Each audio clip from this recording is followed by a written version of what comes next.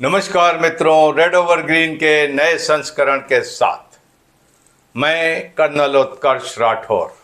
आज 20 मार्च है। कुछ याद आया?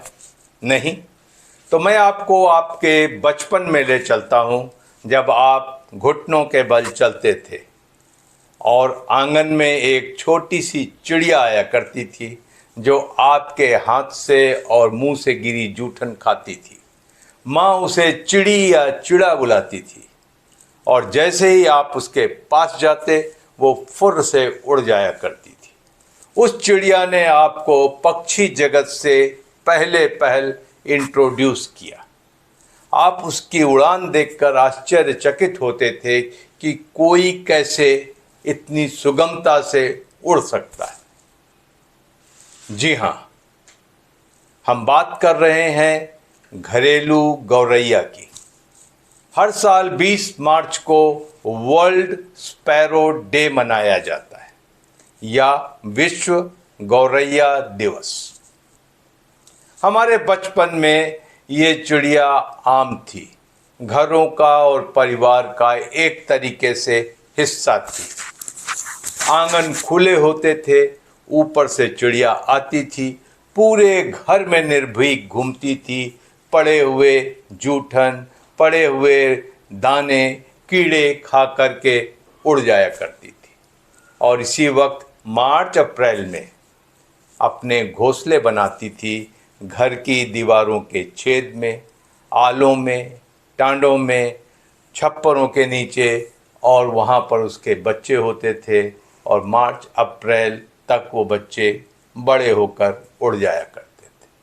लेकिन वक्त ने करवट ली और एकाएक हमें पता चला कि ये घरेलू गौरैया हमसे दूर चली गई है। एकाएक हमें पता चला कि महानगरों में ये देखने को नहीं मिलती। तब हमें थोड़ी सी चिंता हुई। कई कारण बताए गए। किसी ने मोबाइल टावर्स को दोष दिया, तो किसी ने पेस्टिसाइड को दोष दिया, किसी ने अर्बनाइजेशन या शहरीकरण को दोष दिया, और किसी ने ये नहीं कहा कि ये चिड़िया हमारी वजह से हमें छोड़कर चली गई। घर खुले होते थे और उसमें ये चिड़िया आराम से आती जाती रहती थी। आज जब मनुष्य खुद घोंसला नुमा फ्लैट्स में रहने लगा है, तो भला क्यों कर और कैसे ये नन्ही सी चिड़िया आपके घरों में आएगी, जहां बचा हुआ खाना या जूठन फ्रिज के हवाले कर दिया जाता है। जो अनाज घर में होता है वो एयर टाइट कंटेनर्स में रखा जाता है। तो ये चिड़िया आपके घर क्यों आएगी और क्या खाएगी?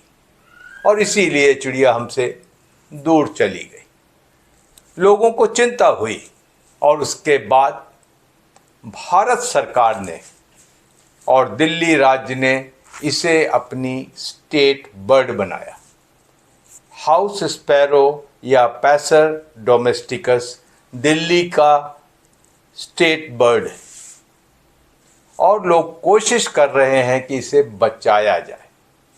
लेकिन जिस स्पीसीज का हमने हैबिटेट डिस्ट्रक्शन कर दिया है, घर के अंदर, घर के बाहर, अगर इसके खाने के लिए जगह नहीं है, खाने के लिए सामान नहीं है, या इसकी नेस्टिंग के लिए मटेरियल नहीं है, तो ये हमसे स्वाभाविक रूप से दूर चली जाएगी। चिंता की बात यह है कि आजकल छोटे कस्बों में भी ये चिड़िया दिखती नहीं। कष्ट वो है। लेकिन लोग अपने स्तर पर प्रयत्न जरूर कर रहे हैं। इस वीडियो को बनाने से पहले मैंने बात की, कानपुर में रेड ओवर ग्रीन के एक श्रोता हैं वंदना सिंह, और उन्होंने जवाब में हमें एक वीडियो भेजा है, क्योंकि उन्होंने अपने घर की टेरेस पे इन चिड़ियों के लिए छोटे छोटे घोंसले लगा रखे हैं और उनके पास ये चिड़ियाँ आती हैं।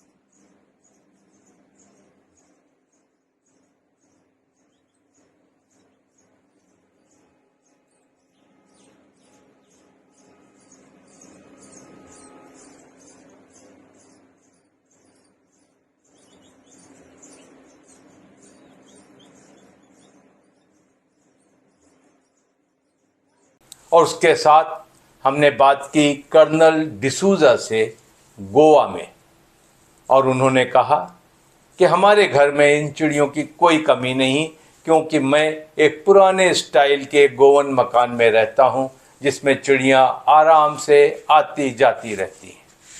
आश्चर्य तब हुआ कि जब मैंने एक मित्र से कीनिया में बात की, मोम्बासा कीनिया में, और उन्होंने जवाब में ये फ़ोटो भेजी और कहा कि मुझे भारत की याद सताती है तो ये चिड़िया देख लेता हूँ और ये मेरे गार्डन में बहुत सारी है।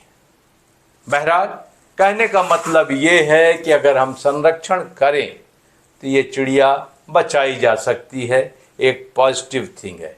इसी के बारे में हम बात करते हैं राकेश खत्री, जिन्हें नेस्ट मैन ऑफ इंडिया भी कहा जाता है, जिन्होंने अपने प्रयत्नों से चिड़ियों के लिए घोंसले बनाकर लोगों को दिए हैं, बाकी जगहों पर भी लगाए हैं, और वो आपको प्रेरित करते हैं कि अपने घर के कम से कम बालकनी में या एंट्रेंस पर या छत पर एक घोंसला जरूर लगाएं, और आप देखेंगे कि घरेलू गौरैया आपके पास वापस आ गई। तो बहरहाल आज आपको विश्व स्पैरो डे पर मुबारकबाद, विश्व गौरैया दिवस की शुभकामनाएं, और मैं ये उम्मीद करूंगा इन सक्सेस स्टोरीज को देखने के बाद कि आप भी प्रयत्न करेंगे गौरैया को बचाने के लिए।